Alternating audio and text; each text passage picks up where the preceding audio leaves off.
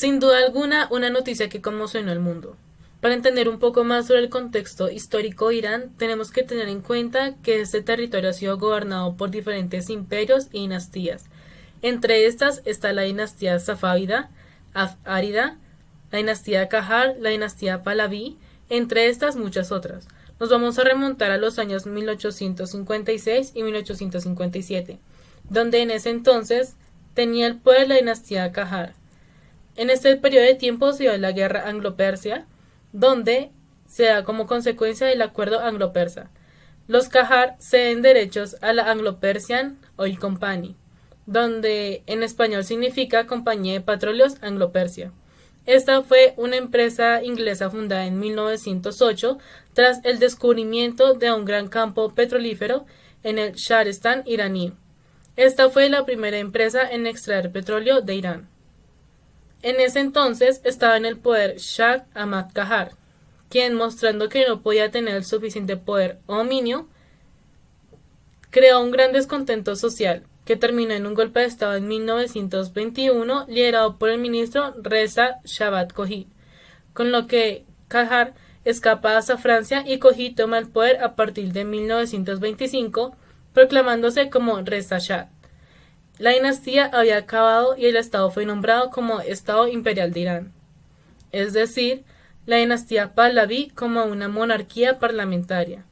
Esta dinastía se caracteriza por su intento de mantener la neutralidad, esto con pactos de no agresión con Turquía, Irán y Afganistán, aunque por otro lado redujo los beneficios a las posesionarias británicas e impulsó la modernización del país. Ahora, en la Segunda Guerra Mundial, Reino Unido y la Unión Soviética invaden a Irán con tal de asegurar yacimientos de petróleo y suministros para las fuerzas soviéticas, lo que terminó en la cesión del poder del Reza Shah a su hijo Mohammad Reza Pahlaví. Este rey simpatizó nuevamente con los países aliados, Estados Unidos, Francia y el Reino Unido. Ya terminando la guerra, Irán tuvo un periodo donde disfrutó de la soberanía del territorio, aunque este se veía marcado por la influencia occidental, ya que el nuevo Shah aprobó un plan de desarrollo económico financiado por la Anglo-Persian Oil Company. Sin embargo, aparece el primer ministro Mohammad Mossadegh, y como Irán era una monarquía parlamentaria, el Shah no era el único que gobernaba. Este ministro, así que al ganar favorabilidad social y popularidad, consiguió nacionalizar el petróleo, a lo cual países como Reino Unido y Estados Unidos reaccionaron de una forma negativa y deciden financiar un golpe de Estado en 1953 orquestado por la CIA. Esto hace que Mohammad Mossadegh renuncie e Irán se vuelve una monarquía absoluta donde se disuelven todos los partidos políticos y el poder se concentra en el Shah, quien inició un régimen autoritario que estaba en sintonía con las políticas de Estados Unidos, y con esto Irán pasa a una etapa donde sea más que una influencia por parte de Occidente. En esta época se da el exilio a Ruhollah Khomeini, quien era un líder político espiritual del chiismo. Este exilio causó un gran descontento social en lo que se denomina la Revolución Islámica iraní de 1979, donde se da el secuestro de embajadores de Estados Unidos en Irán. Ahora, esta revolución termina con el exilio del Shah y se proclama Ruhollah Khomeini como el líder supremo de Irán, y esta se convierte en la República Islámica de Irán con una base totalmente antioccidental. Desde ese entonces hasta la actualidad se han dado diferentes tensiones y confrontaciones entre lo que es Oriente y Occidente. Por ejemplo, está en el año 2000 cuando el expresidente Bush mete a Irán dentro de los países del eje del mar porque promueven el terrorismo. De las más recientes tensiones entre Irán y Estados Unidos está el asesinato del general Qasem Soleimani, causado por un ataque de drones estadounidenses ordenados por el expresidente Donald Trump, a lo que Ali Khamenei, el cual es el actual líder supremo, en ese entonces amenazó con una venganza, lo que nos da a pensar que esta crisis de las rehenes y tantas otras se han dado por diferentes intereses políticos y económicos. Nos encontramos con la delegada de la Embajada de Estados Unidos durante el conflicto que tuvo con Teherán. Ella contará y narrará breves momentos y conflictos que estos dos países tuvieron que sufrir. Señora delegada, ¿cómo estás? Bueno, primero agradecerles por el espacio que abrieron acá para poder contar cosas cruciales que se vivieron en el momento y lo que cambió las relaciones internacionales y diplomáticas entre estos dos países. Delegada, principalmente nos gustaría saber cómo fue todo este proceso y qué lo inició. Recordemos que todo esto empezó el 4 de noviembre de 1979 y todo el conflicto como tal duró 444 días.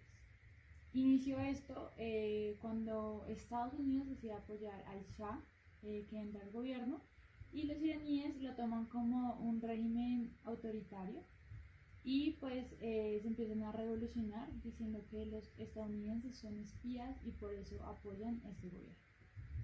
¿En qué momento fue que entraron los estudiantes a la Embajada de Estados Unidos, delegada? Teníamos un día normal de trabajo y ya sabíamos que algo iba a pasar porque se estaba revolucionando todo el pueblo de Irán. Así que tomamos precauciones, pero esto no lo fue todo, ya que ellos decidieron escalar cada portón, escalar cada pared que había en la embajada y así poder entrar y amenazarnos para poder ingresar ya a las instalaciones. Y ellos no estaban armados, pero empezaron, en el momento que lograron entrar a las instalaciones, empezaron a tomar rehenes de diferentes instancias de la embajada. Ahí tenían a todos los delegados que estaban en el momento y con estos 6 delegados sí lograron escapar y el embajador de Canadá los logró pues refugiar en su hogar. ¿En qué parte este rescate, llamado rescate, fue un proceso fallido en el conflicto que hubo con Teherán? Bueno, en el momento que estábamos retenidos en la embajada, que teníamos los ojos vendados, que estábamos con mucho temor de lo que podía pasar, pasados 5 días de todo esto, Estados Unidos decide empezar una misión rescate. La misión rescate era llevar 6 aviones Hércules y que llegaran 8 helicópteros. En esos aviones Hércules habían camiones pintados con las banderas de Irán, así que esos aterrizaron en el desierto de Irán y la gracia era ir hasta la embajada y hacer como si los helicópteros estuvieran atacando a la embajada y pues así poder ya salvarnos y poder sacarnos de ahí.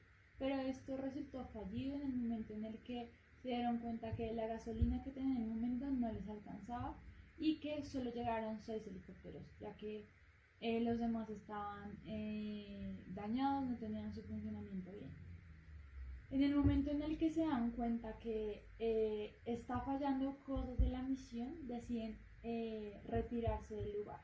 Cuando deciden retirarse del lugar, un helicóptero le pega a un avión y este pues empieza a explotar. Recordemos que ellos llevaban muchas armas, ya que en ese momento los iraníes y todos los rebeldes sí tenían pues bastantes armas.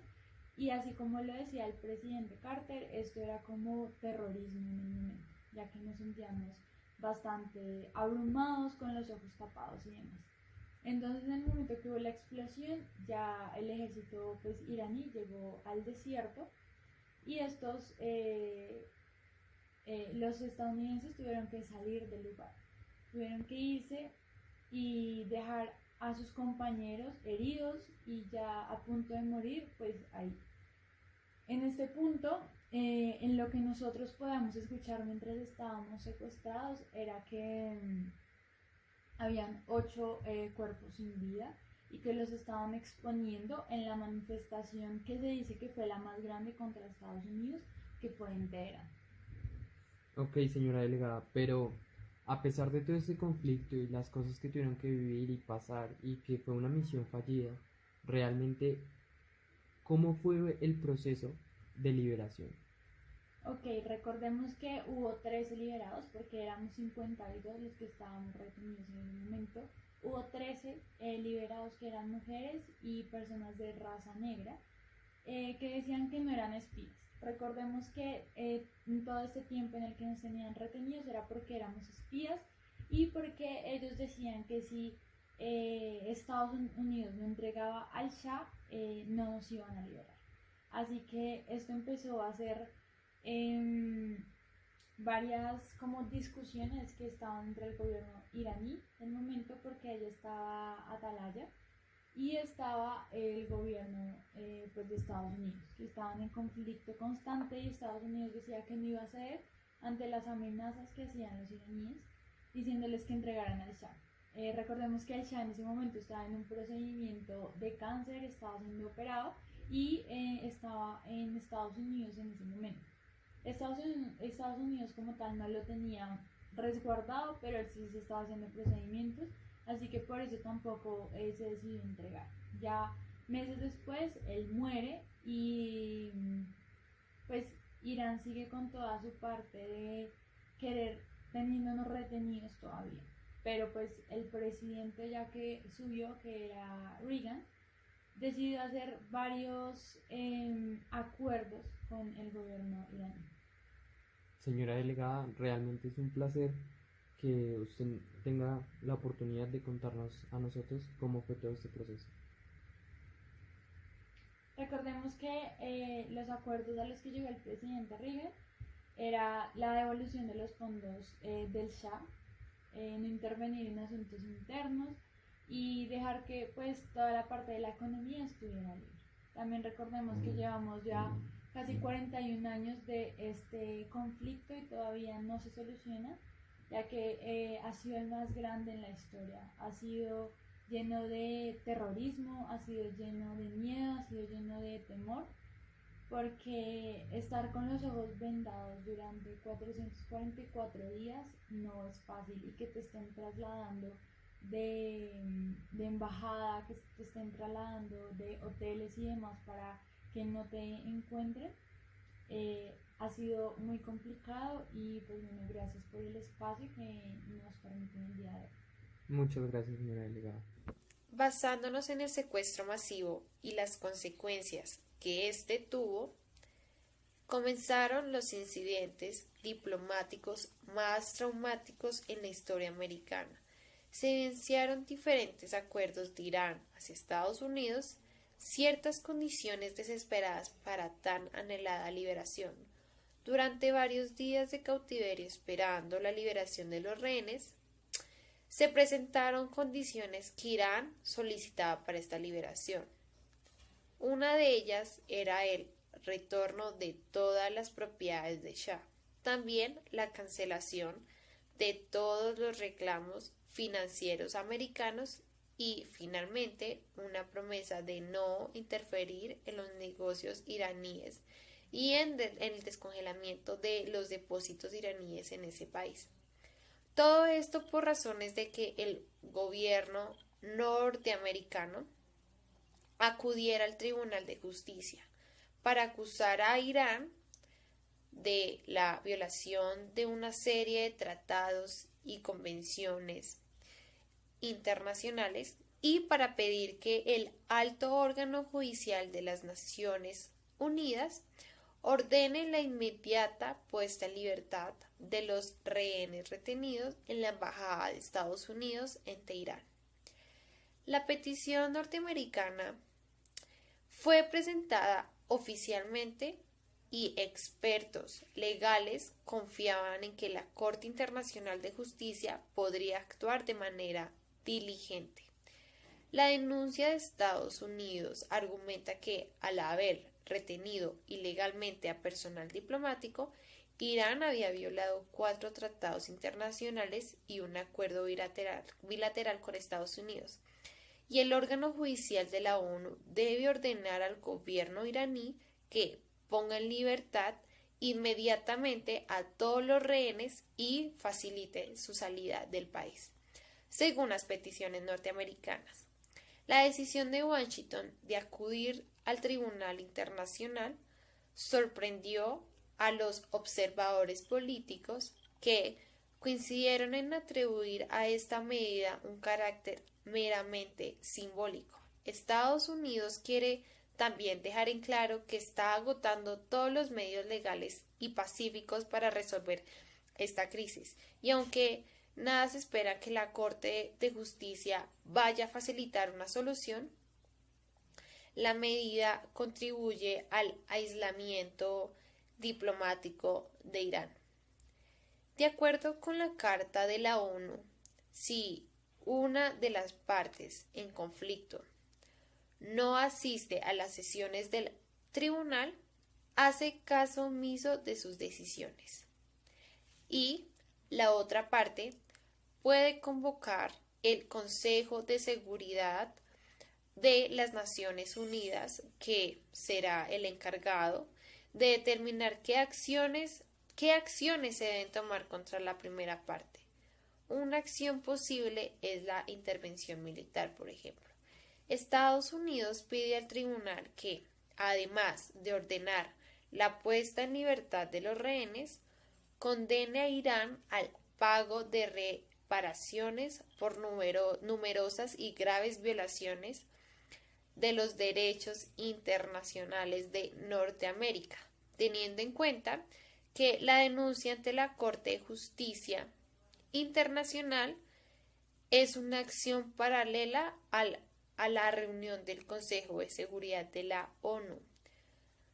Y teniendo en cuenta los acontecimientos, el Consejo de Seguridad de Naciones Unidas ha emitido 26 resoluciones que incumben a Irán, que demuestran la importancia que este país ha tenido en relación al mantenimiento de la paz y seguridad internacional.